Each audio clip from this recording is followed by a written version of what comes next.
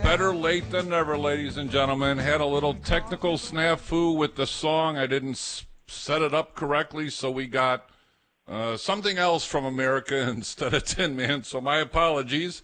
My name is Bill Miksch. I'm president of WDMA Financial Group in Grayslake, Illinois, where we protect your life, we protect your health, we preserve your wealth, and guarantee an income for the rest of your life, and I couldn't say it if it weren't true. So, we have a lot to talk about tonight, so without further ado, the man, the legend, the way of life, the bald wonder, the man who keeps rooting for the Cincinnati Reds and they keep losing every year, Sean Hauser. Well, that's not nice. They win sometimes. Yeah, sometimes. Yeah. Well, I shouldn't complain much. The Cubs have only won one World Series in 108 years, so there you go. Although they are in first place as we speak right now, so it's early. How are you, Sean? Doing well, Bill. Doing well. Good to hear you're in fine form tonight. Oh, we are getting started. We're going to have an educational lesson, Sean, on the IRMMA tax. And this was prompted by one of our listeners who shared with me the fact that she was able to appeal the IRMMA tax because they were going to get hammered, and she won the appeal. So I got it doesn't happen very often, so we're going to cover the moving parts of IRMMA tonight. And I can never remember what IRMMA stands for. I know it's income... I got it here somewhere. I don't know. Income-related monthly adjustment, IRMMA. Income-related That's correct. Monthly adjustment.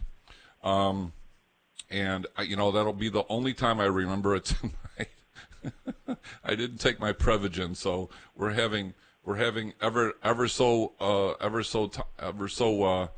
frequently without the Prevagen input some brain fog. So anyway, and I can't talk tonight. It's been a long day already, Sean. So we're gonna try to cut to the chase here. But I want to bring up a couple things that came to my attention just before the show started. And let me see, where'd it go? Oh, that's right. We call them tidbits, ladies and gentlemen, little tidbits. Did you know, Sean, you live in Ohio, so you wouldn't know this, but our friends in our Springfield legislature just passed a law in 2023 that went into effect on January 1st, 2024. It affects all size employers. I just learned about this about a half hour ago from a friend of mine who, frankly, reads the Federal Registry for fun. The guy's brilliant.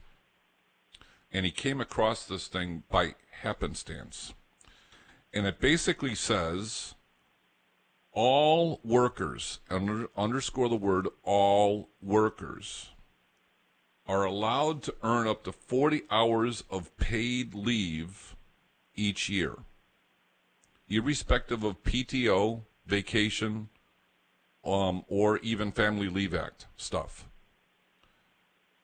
And they can use it for any reason. They do not have to give a reason. They could go, hey, boss, I'm leaving, or I'm not coming in tomorrow. And let's say he's accrued 2 40-hour or he's accrued 20 hours of time. He doesn't have to give a reason. He can leave. He can just leave.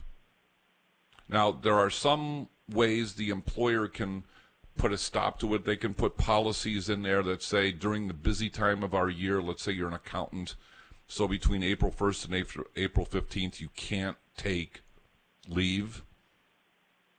I don't know how that works in family leave, to be honest with you, Sean, because if you had a death in the family, you're going to have a real problem if you don't allow that person to leave.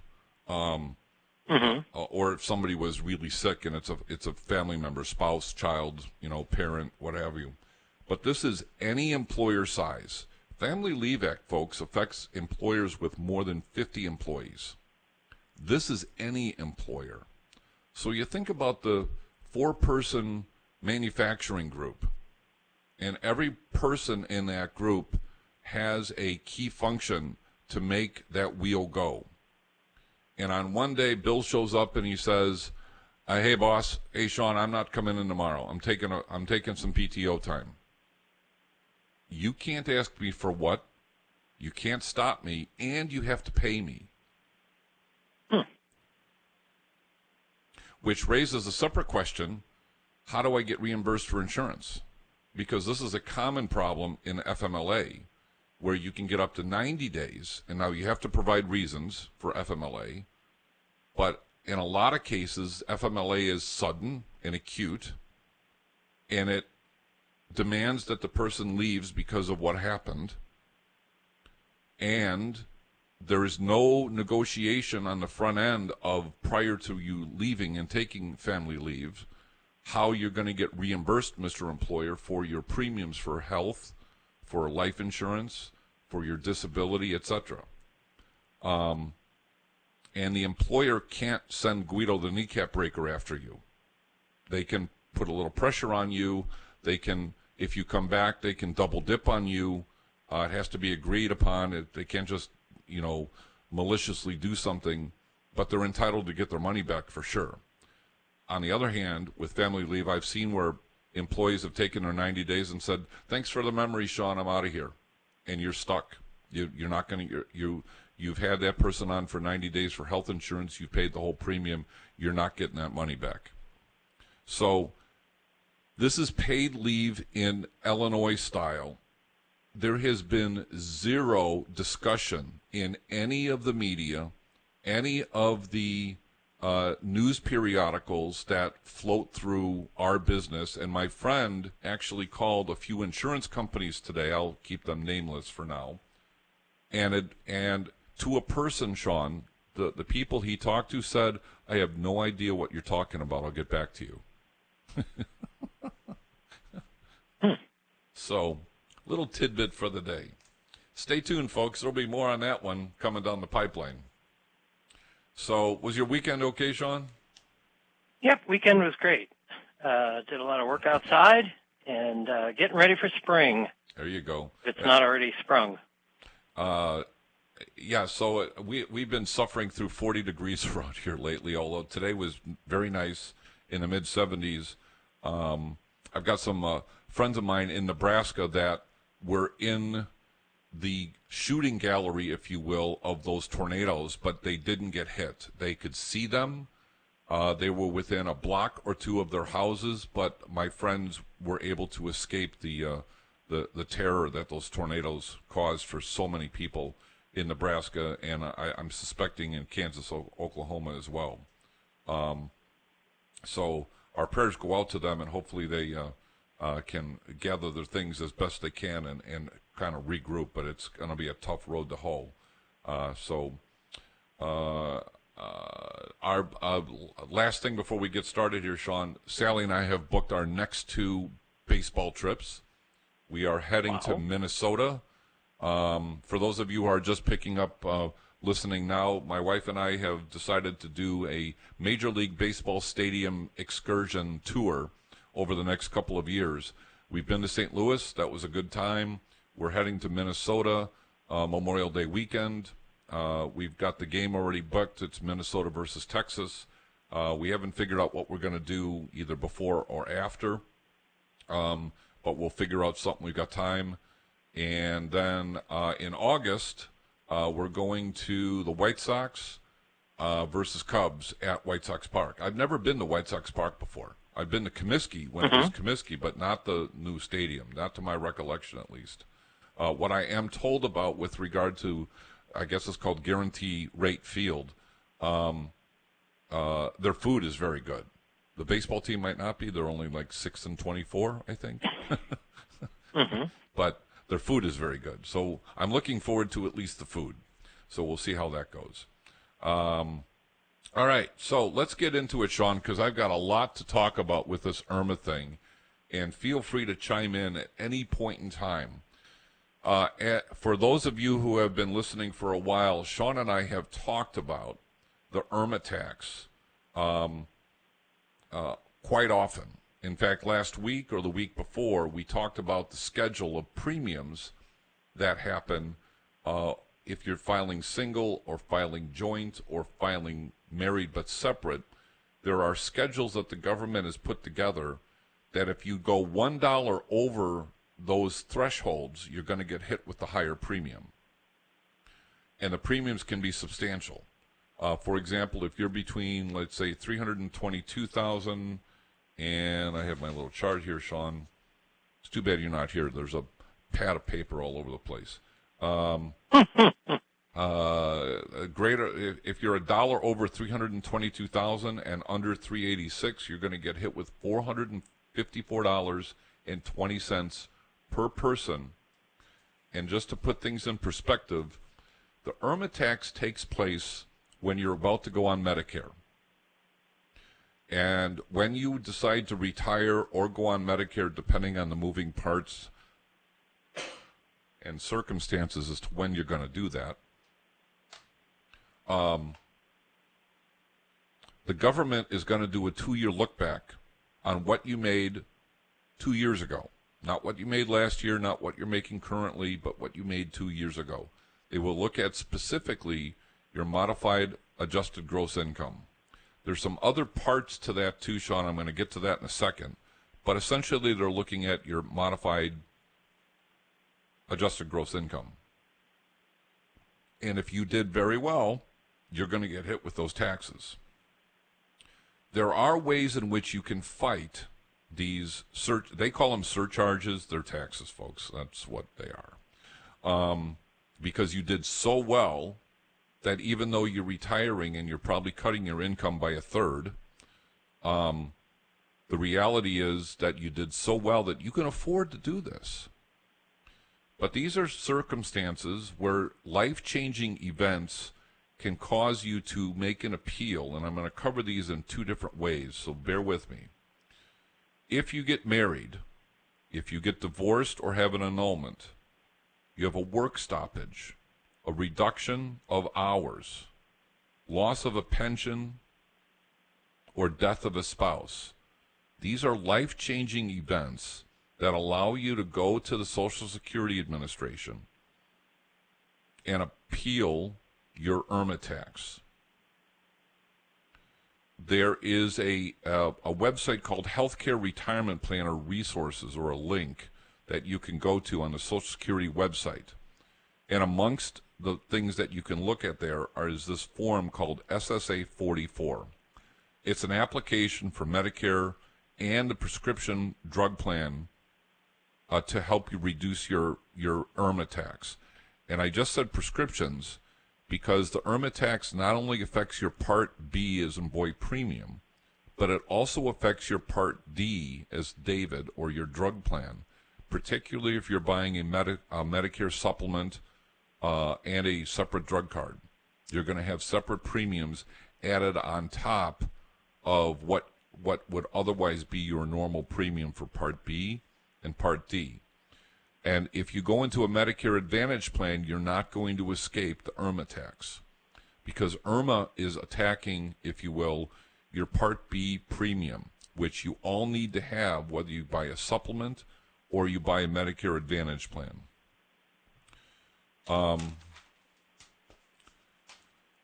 So I just mentioned that it's a they call it a surcharge. I call it a tax because I'm a curmudgeon. I've been doing this too long, Sean. I call it like I see it. And it's based on... Are you laughing at me? No, not at all. It's based on the modified adjusted gross income from 2 years ago. So if your IRMMA premiums, your IRMMA premiums for 2024. Whoop, I think I just lost Sean. Hopefully he'll call back. The last time this happened, I thought we lost the radio station. But I know we're still live, folks, so we're going to keep going. Hopefully Sean gets reconnected again.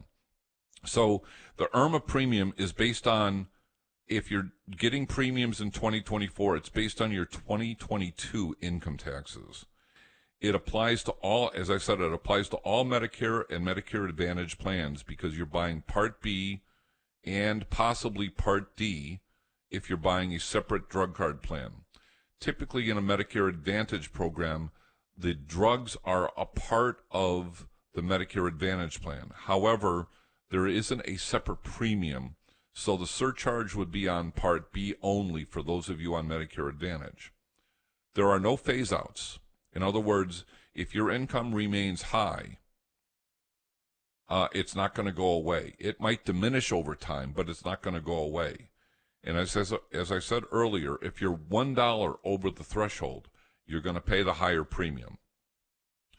The MAGI, which is the modified adjusted gross income, is not only just your modified adjusted gross income, but it also includes the following. And this is really important, folks, because a lot of you who are well-to-do, and God love you for congratulations for getting there, you've elected to go into tax-exempt municipal bond funds, for example, so you don't have to pay income tax. You might have bought some U.S. bonds, maybe for educational purposes. Tax-exempt interest earned or accrued is counted when you're figuring out the IRMMA tax. So it's your modified adjusted gross income plus the tax-exempt interest earned or accrued. It includes any interest earned on U.S. bonds. It includes any earned income made abroad that you can shelter in some cases, but not here. And non-income tax related income that you made in U.S. territories like Puerto Rico, Guam, Samoa, or the North Mariana Islands. Now, why is this important?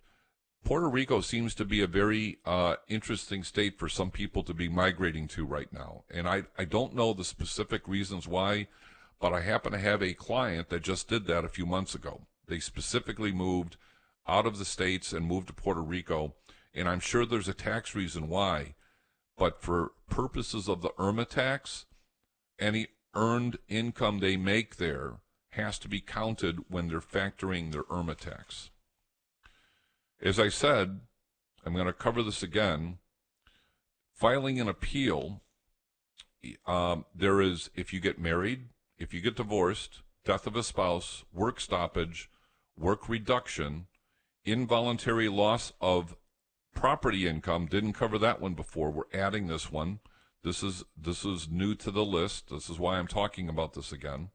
So it's an involuntary loss of income property, a loss of a pension, which wasn't in the original list, and an employer's settlement due to a closure or bankruptcy. So let's say you work for a big company and they've settled on payouts of pensions or 401ks or what have you. Excuse me. That is earned income in the year that settlement takes place. Well, that could spike your income, and that's going to possibly have an impact on your IRMMA tax. For inquiries, you would call 800-772-1213. This is Social Security. They take calls all the time. Now, I will freely tell you that I've heard that it takes a while to get through. Sometimes if you're lucky, you're not waiting that long, but a lot of people are waiting a long time. I would recommend in a lot of cases, since you're having to bring documents, which we're going to cover in a second, since you're having to bring documents anyway, set an appointment. Go see a real person.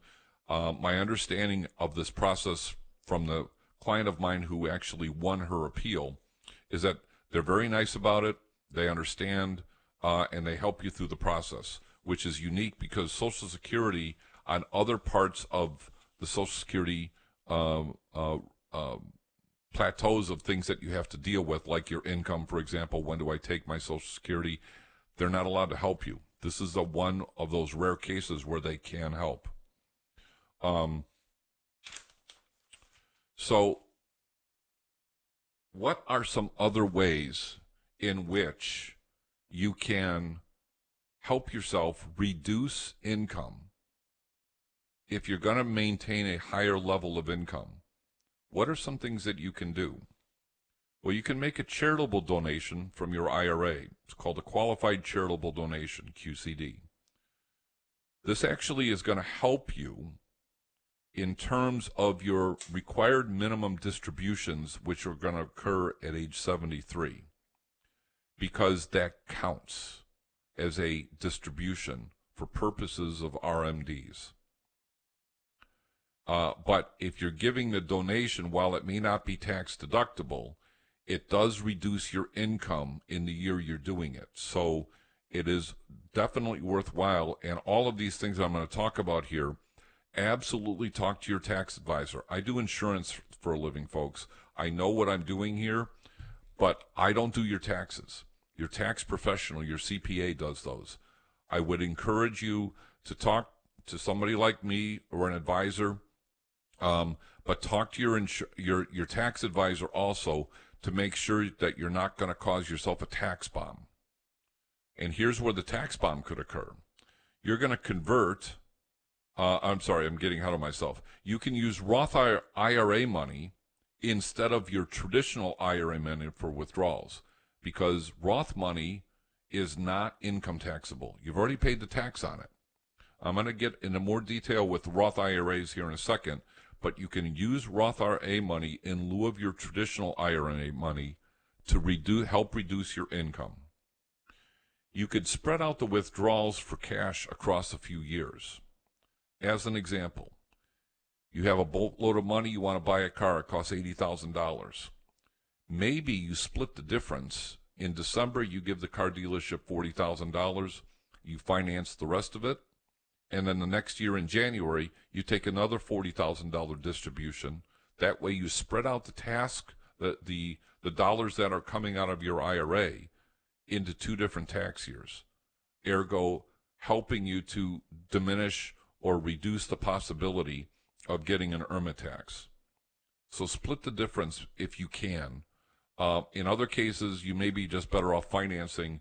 There was another example I read about somebody who went out and bought a motorhome. It was a couple $100,000, and they paid cash for it. What do you think happened to their IRA or their taxes that year? It spiked. It was a $200,000 withdrawal, so that meant they probably had to take, in order to cover the tax, $250,000. That affected their modified adjusted gross income, and there's nothing they could have done about that. They did that purposely. It wasn't done for malicious purposes, but they didn't want to finance it for obvious reasons, so they went ahead and bought it because they could, but they caused themselves a problem. So look to see if financing or doing split payments over a period of a year or two to help diminish. If you're still working and earning a W-2, I strongly encourage you to still continue to put money into your 401k. You can put a lot, if you're a high income earner, you can put a lot of money into that and again reduce your taxable income. In the lower tax years, when the taxes are lower, this is where the conversions of IRAs to Roth IRAs can matter. And there's a couple of rules you want to pay attention here, folks, so bear with me. First of all, when you do a Roth conversion, so let's just say you have $1 million in an IRA and you want to convert $100,000 to a Roth, no problem. In that year, you've increased your income in that year by $100,000, and you're paying taxes on an additional $100,000 as you're rolling it into a Roth IRA. So understand, when you did that, you may have affected your IRMMA tax in the year in which you did that. And that's really important to make sure that you pay attention to that and check with your tax advisor to make sure you're not creating a tax bomb for yourself. The income will spike.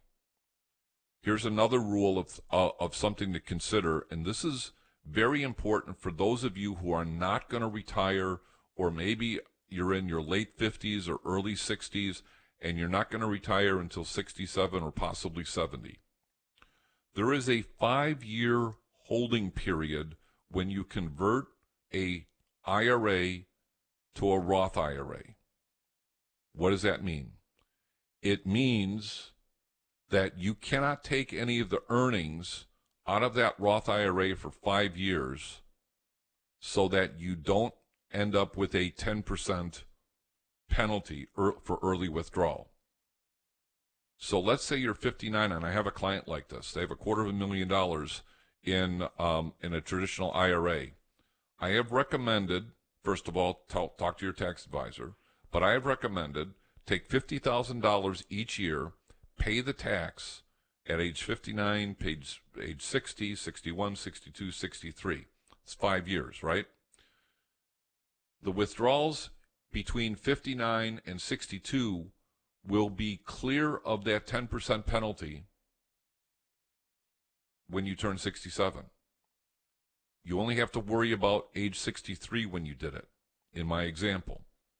So if you want to wait one extra year, you wait that extra year, you get a bump in your Social Security income by 8%, assuming the rules don't change between then and now. And now all of your income becomes tax-free. That is absolutely going to have a dramatic impact on your modified adjusted gross income. And if you were a high income earner and you were able to tolerate the taxes by converting, let's just say, $1 million, you're going to probably pay 40% taxes on that $1 million. Is it worth it? I don't know. Talk to your tax advisor. But if you have $1 million and you convert it to a Roth, and let's just say for argument's sake you end up with $600,000, now it's all tax-free. It's all tax-free. You can use it for whatever you want, and the government can't get in your grill for it. Full stop. So there's, as the old saying goes, no pain, no gain, but you do have to pay attention to that. So with that in mind, we're at the bottom of the hour. Time for the top of the news, as they say on some other radio stations. We're going to take a short break here. Sean has not been able to re-engage. I don't know what happened. So hopefully he's going to try to call back, and if not, then we can maybe take calls. So the phone number here is 262-342-6588, 262-342-6588. I'm happy to take your call. You can see if you can stump me. In the meantime, this is your Insurance Corner at 101.5 FM WLCB, Slade's Corner, Wisconsin. We'll be right back after these short messages.